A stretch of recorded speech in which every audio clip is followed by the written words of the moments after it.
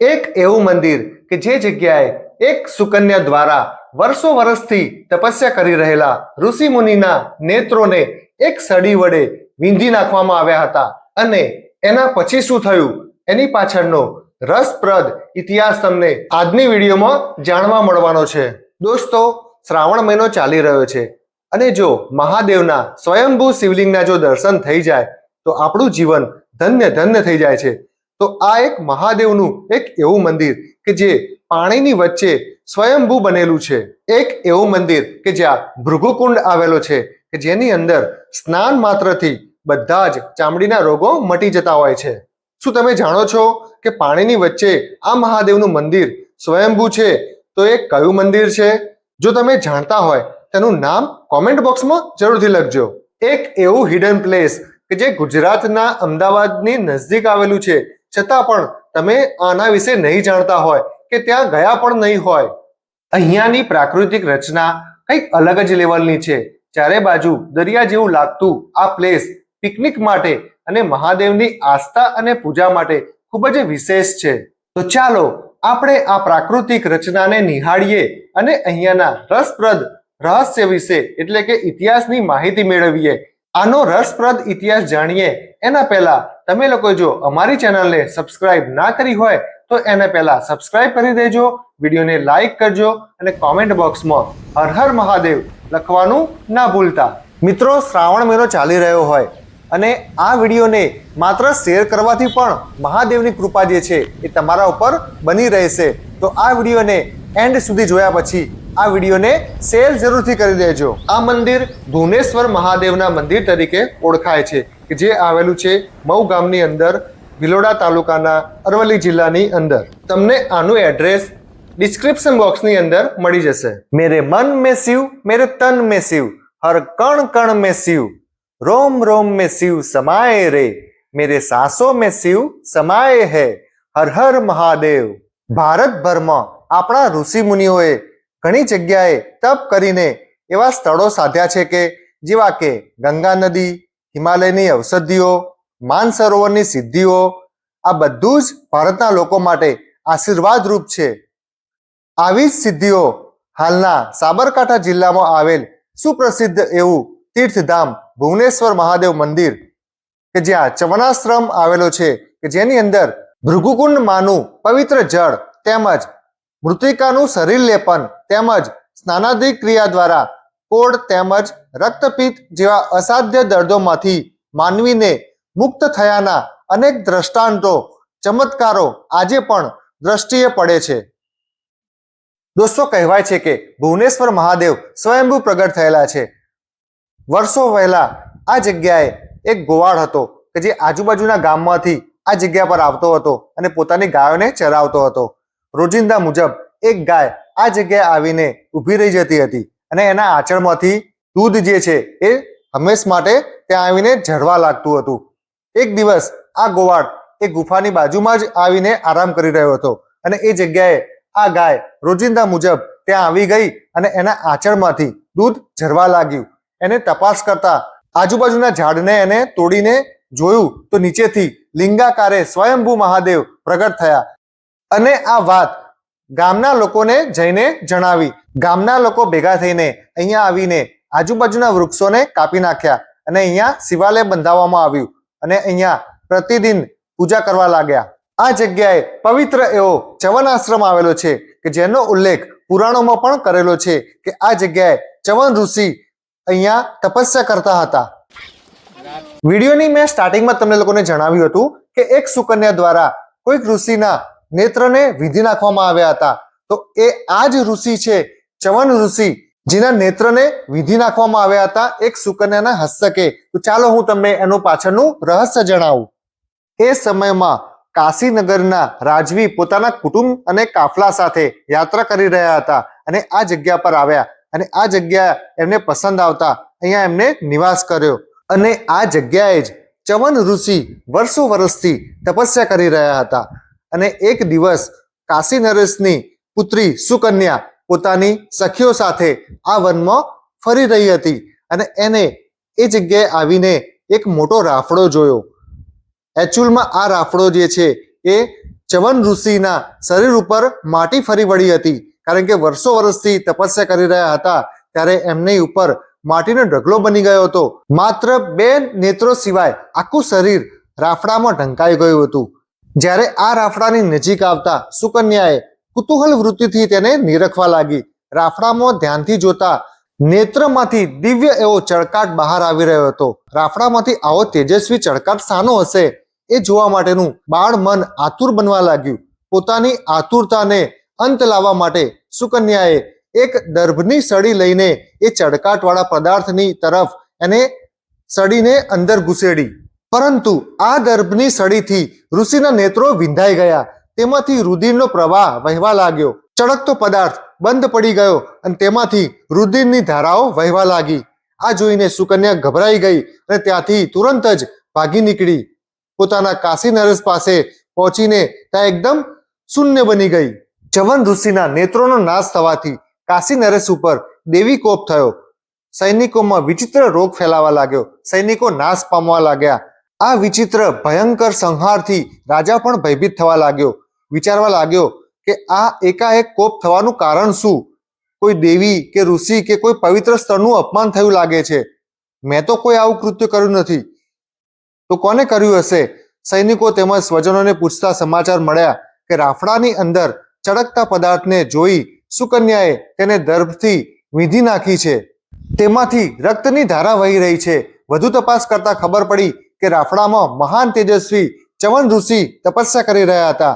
અજાણતા સુકન્યાના હસ્તકે ઋષિના નેત્રોનો નાશ થયો છે. તેથી પશ્ચાતાપૂર્વક રાજા સકુટુંબ ઋષિના આશ્રમમાં ગયો. દિનતાપૂર્વક ઋષિની ક્ષમા માંગી અને કહ્યું, અમારો અપરાધ ક્ષમા કરો. તે જ સમયે ઋષિએ કહ્યું, તારી પુત્રીએ મારા નેત્રો નષ્ટ કર્યા છે. હવે હું અંધ થયો છું, માટે મારી સેવા માટે તારી પુત્રીની હું માંગણી કરું છું. તે જ સમયે રાજાએ પોતાની અતિ પ્રિય એવી પુત્રી સુકન્યાને ચ્યવન ઋષિ સાથે પરણાવી દીધી. સુકન્યાએ પણ પોતાની ભૂલના પ્રાયશ્ચિત માટે લગ્ન સંબંધનો સહર્ષ સ્વીકાર કર્યો અને તે જ સમયે સૈન્યમાં ફેલાયેલો રોગચાળો અટકી ગયો. ઋષિને પ્રણામ કરી સુકન્યાને સોંપી રાજાએ સૈન્ય અને પોતાના કુટુંબ સાથે ત્યાંથી વિદાય લઈ કાશી તરફ પ્રયાણ કર્યું. સુકન્યા પોતાના ભાગ્ય યોગે પ્રાપ્ત થયેલા પતિની સેવા કરવા લાગી. એક દિવસ દેવોના વૈદ્ય અશ્વિની કુમારો આવ્યા. સુકન્યાએ તેમનું સુંદર આતિથ્ય કર્યું. સુકન્યાના પવિત્રતાની પરીક્ષા કરવા માટે અશ્વિની કુમારોએ બોલ્યા, અમો સ્વર્ગના દેવો છીએ, તમે અમારી સાથે વરી જાઓ તો તમને સુખ મળશે.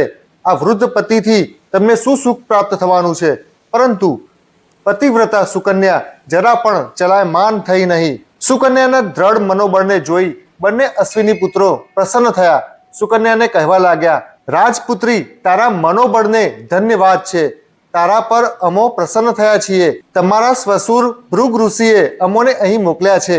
ચ્યવન ઋષિનું અંધત્વ દૂર કરી સુંદર નેત્રો ફરી પ્રાપ્ત થાય એવી મહાન ઔષધિ અમારી પાસે છે. તેના પ્રયોગથી ચ્યવન ઋષિને નષ્ટ થયેલી નેત્ર જ્યોતિ પાછી મળશે. તેના બદલામાં દેવોની સાથે યજ્ઞમાં ભાગ આપવાનું ભૃગુ ઋષિએ અમોને વચન આપ્યું છે. તારી પતિ ભક્તિ જોઈ અમે તમારું દાંપત્ય જીવન કલ્યાણમય બને તે માટે ચ્યવન ઋષિને નેત્ર જ્યોતિ અપાવીશું.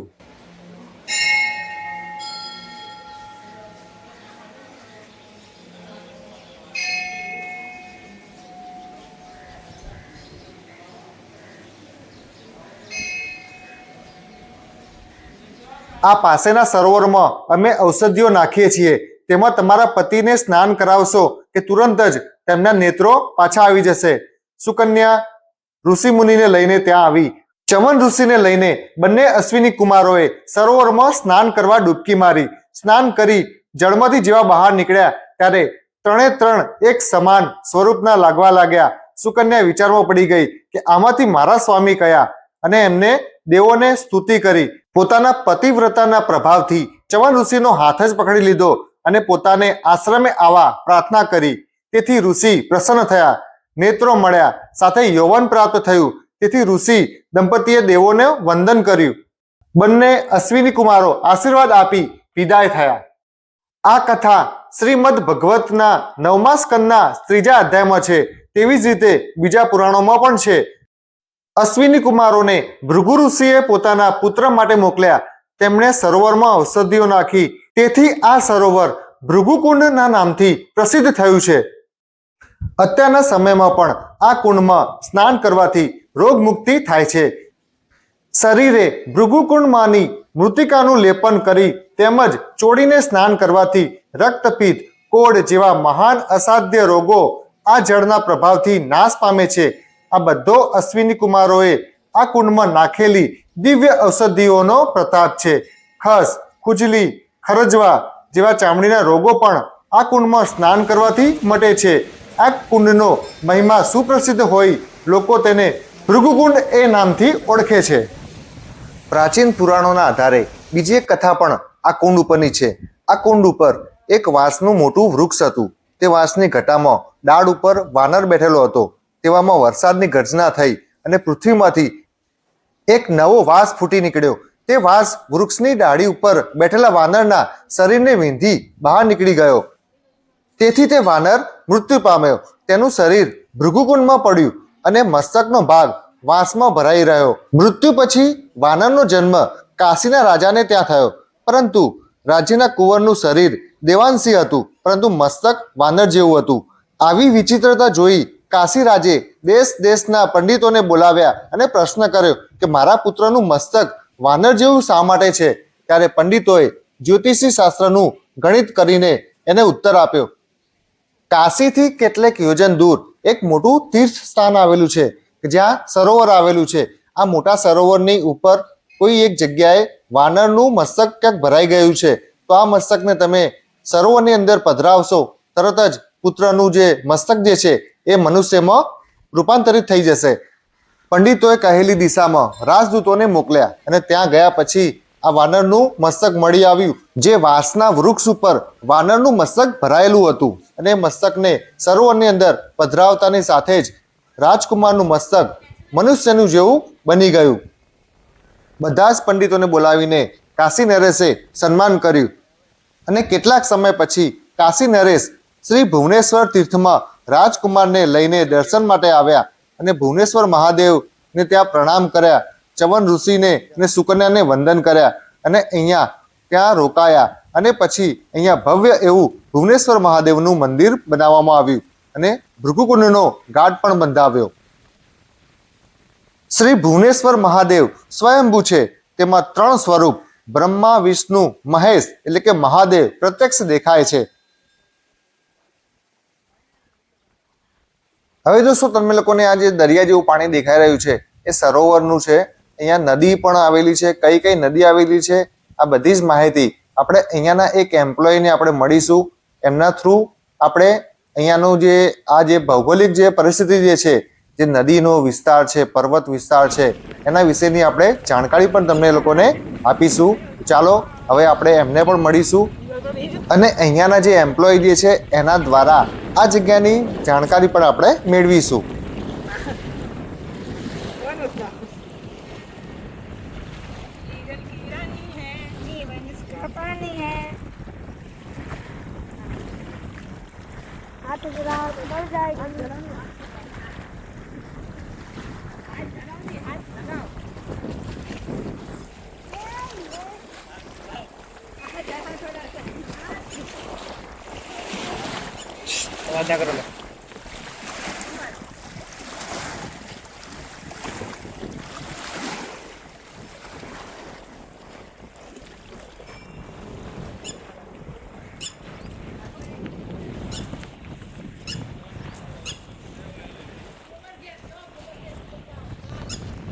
ઓમ નમઃ શિવાય. દોસ્તો આપણે આવ્યા છીએ આજે ભુવનેશ્વર મહાદેવ મંદિર અને આપણી જોડે એક અંકલ ઉભા છે કે જે અહીંયા જ કામ કરે છે અને અહીંયાની થોડી આપણને માહિતી આપશે કે અહીંયા આ જે લોકેશન જે છે ખરેખર બહુ મસ્ત છે અને અહીંયાનું શું ફેમસ છે, લોકો અહીંયા કેમ દર્શન કરવા માટે આવે છે, ભગવાનનું જે અહીંયા જે મંદિર બનાવવામાં આવ્યું છે એ સ્વયંભૂ છે કે શું છે એની માહિતી આપણે થોડું આપશે.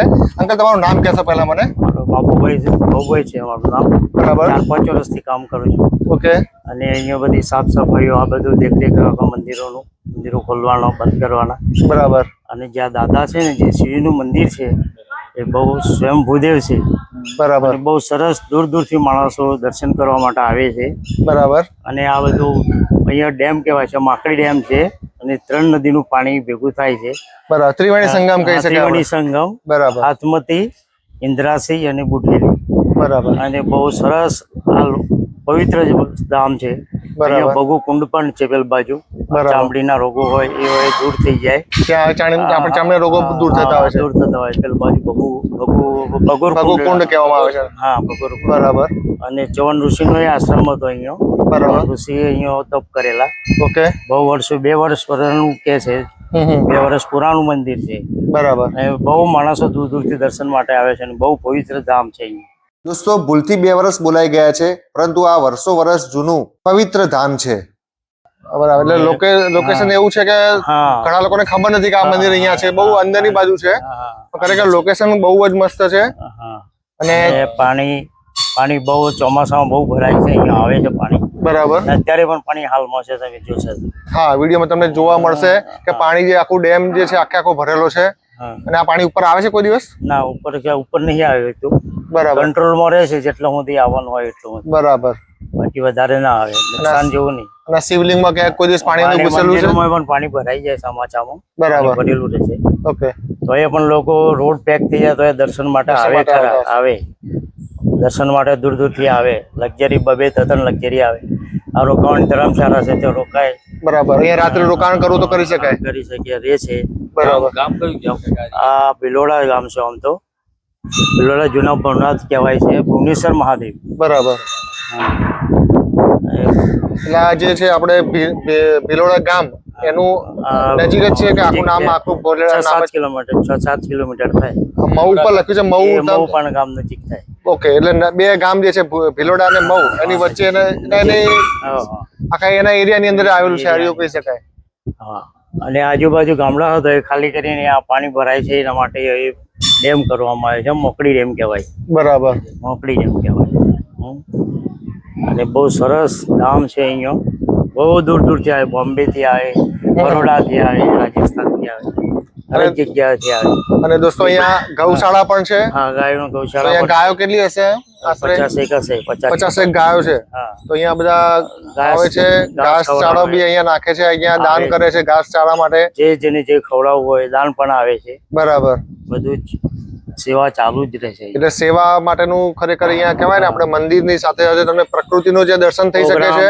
તમારે કોઈ પ્રોગ્રામ કરવો હોય, ફૂલહાર કરવો હોય, પૂજા કરાવી હોય, બરાબર, તો એ ચાલુ જ રહે. બરાબર. અહીંયા લગ્ન વિધિ પણ અહીંયા થાય છે. તો સારું કહેવાય કે આજુબાજુના ગામવાળા માટે બી તમે અહીંયા આવીને તમે મેરેજ કરવા તો કરી શકો છો. અને લોકેશન ખરેખર બહુ મસ્ત છે. અહીંયા આવ્યા છે એવું લાગે છે કે આપણે દરિયા કિનારે ઉભા હોઈએ. પવન એટલું બધું આવે છે કે આમ જાણે દરિયા કિનારે જે વેવ જે છે પાણીનું, એ તમને વિડીયોમાં પણ જોવા મળતી હશે, જે બહુ મસ્ત જગ્યા છે. પવિત્ર ધામ અને બહુ સરસ છે. અમારો 10-12 નો સ્ટાફ છે. 10-12 જણા સ્ટાફ અહીંયા મહારાજો, મેનેજરો બધા બરાબર અહીંયા જ રોકાય છે. બધાના રૂમો છે. બરાબર. અને આ નોર્મલ ભાડું રાખેલું છે. ધર્મશાળા 400 રૂપિયા છે, વધારે નહીં. 400 રૂપિયામાં એક રૂમ તમને મળી જાય. નોર્મલ એસી કે નોન એસી હોય છે? Non AC. કારણ કે જગ્યા એવી છે એટલે હા, પવન એસી ની જરૂર છે જ નહીં અહીંયા. એટલો પવન આવે છે કે એસી ખાલી બારી તમે ઓપન કરી નાખો એટલે બહુ મસ્ત ઠંડક રહેશે. અને 400 રૂપિયા મિનિમમ ચાર્જ કહેવાય, કશું કહેવાય નહીં. 100 રૂપિયા જમવાની થાળી લે. 100 રૂપિયા ચાર્જ એટલે માનો કે 500 રૂપિયા તમે આરામથી તમે અહીંયા તમે સ્ટે કરી શકો છો. અને ખરેખર પિકનિક માટે તો બહુ મસ્ત જગ્યા છે. દર્શન કરો, અહીંયા આવો અને પિકનિક એન્જોય કરો તમારી ફેમિલી સાથે. એન્જોય કરો, અહીંયા રોકાવો તો એ તમને વાંધો નહીં. હા, આખો દિવસ નીકળી જાય એવું છે જગ્યાએ. આ સમયે તમે કેટલો પવન લાગે, ખુરશી ઉડી જાય. હા, એટલો પવન આવે છે. થેન્ક યુ અંકલ, તમારો આભાર કે તમે આટલું મસ્ત માહિતી અહીંયાની આપી. તો દોસ્તો, તમે લોકો અમારી વિડીયોને સબસ્ક્રાઇબ ના કરી તો સબસ્ક્રાઇબ કરી દેજો. અને વિડીયોને એટલી શેર કરો કે લોકો સુધી પહોંચે અને લોકો અહીંયા દર્શન કરવા પણ આવે. બતાવી દો લોકેશન. દોસ્તો, આ જગ્યાની તમને લોકોને અમે સારી એવી માહિતી આપી છે. અહીંયાનું રહસ્ય પણ જણાવ્યું છે. પ્રાકૃતિક એવી પ્લેસ, હિડન પ્લેસ, એ પણ તમને લોકોને અમે બતાવ્યું છે. દોસ્તો, તમને આ વિડીયો પસંદ આવી હોય તો વિડીયોને લાઈક, શેર અને સબસ્ક્રાઇબ જરૂરથી કરી દેજો. અને હર હર મહાદેવ કોમેન્ટ બોક્સમાં જરૂરથી લખજો. હવે મળીશું આપણે નેક્સ્ટ વિડીયોમાં આવી જ એવી બીજી એક વિડીયોની સાથે. ત્યાં સુધી તમને લોકોને જય હિન્દ, વંદે માતરમ, ભારત માતા કી જય. હર હર મહાદેવ.